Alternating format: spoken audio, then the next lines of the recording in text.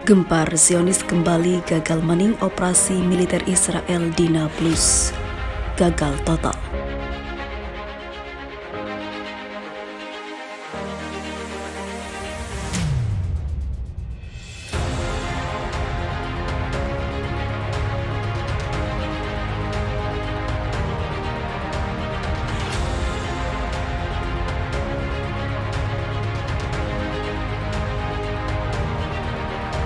Seorang menteri rezim Zionis mengatakan kegagalan operasi militer terbaru rezim di Nablus yang terletak di 49 km utara kota Al-Quds tepi barat.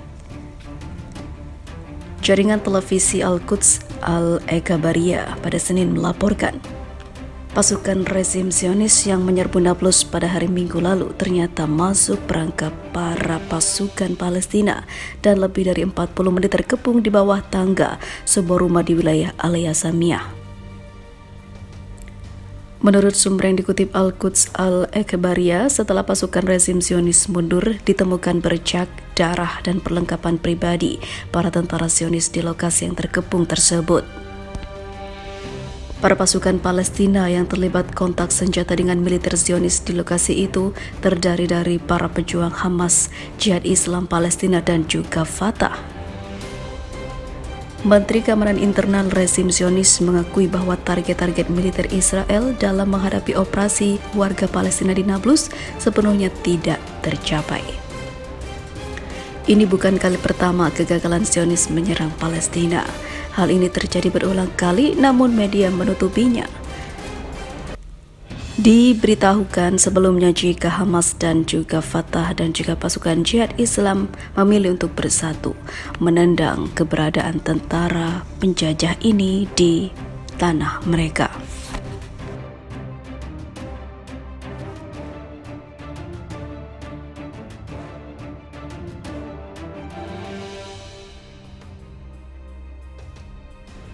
Zionis kembali ciut, Israel akui gagal bendung operasi perlawanan di tepi barat.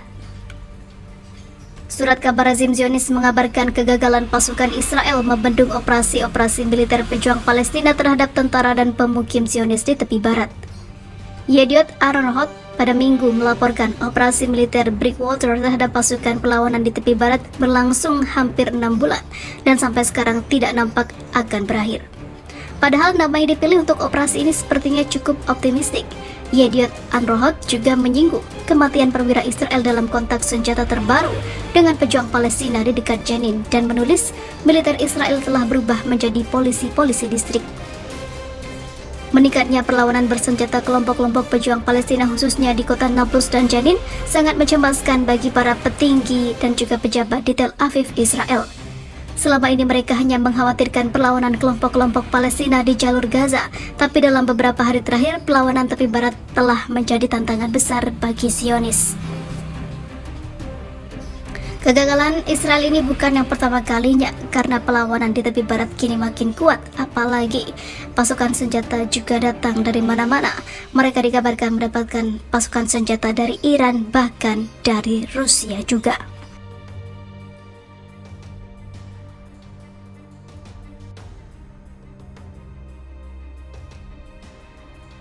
Israel tutup mulut, tentara Israel tewas di penjara militer diduga bunuh diri, IDF bungkam. Seorang tentara yang tewas diduga bunuh diri di penjara militer bulan lalu adalah seorang perwira intelijen militer Israel, namun militer Zionis menutup kasus itu. Pasukan pertahanan Israel mengizinkan media untuk melaporkannya minggu ini meskipun banyak aspek dari kasus tersebut tetap disensor secara ketat. Di tengah pertempuran dengan Hamas di Gaza, IDF mengumumkan bahwa seorang tentara di penjara Neve Zedek yang baru dibuka telah meninggal dalam keadaan yang tidak jelas. Tentara yang merupakan perwira intelijen itu ditemukan dalam kondisi serius di selnya dan kemudian dinyatakan meninggal dalam apa yang dikatakan pejabat militer sebagai dugaan bunuh diri, meskipun tidak ada penyebab resmi kematian yang ditemukan. Segala sesuatu yang lain tentang kasus ini termasuk identitas dan kejahatan yang didakwakan padanya tetap dirahasiakan. Namun minggu ini setelah banding oleh situs berita YNET dan outlet media lainnya, militer mengizinkannya untuk mengungkapkan bahwa prajurit itu adalah seorang perwira di unit intelijen yang telah didakwa pada September ini. Pada hari Kamis, militer juga merilis bahwa perwira tersebut tidak didakwa melakukan spionase atau pengkhianatan, juga tidak berhubungan dengan agen asing, dan bukan merupakan aset seseorang. Semua aspek lain dari kasus ini termasuk unit persisnya perwira yang bertugas dan sifat kejahatan yang dituduhkan tidak dapat dipublikasikan karena perintah dari sensor militer dan 2 perintah pembungkaman yang dikeluarkan pengadilan. Menurut laporan Haaretz, prajurit itu dikuburkan di sebidang pemakaman sipil dan tidak akan dikenali sebagai tentara yang gugur. IDF mengkonfirmasi bahwa ini adalah kasusnya karena tentara tersebut telah secara resmi diberhentikan dari tentara saat berada di penjara dan karenanya tidak memenuhi syarat untuk pemakaman militer. Prajurit itu digambarkan oleh orang-orang yang bekerja dengan sebagai ahli komputer yang mulai bekerja dalam pemrograman saat remaja.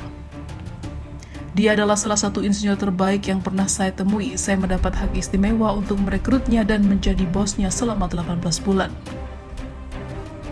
Yang lain menggambarkan dia memiliki banyak bakat dengan komputer seperti yang dimiliki Michael Jordan dan bola basket.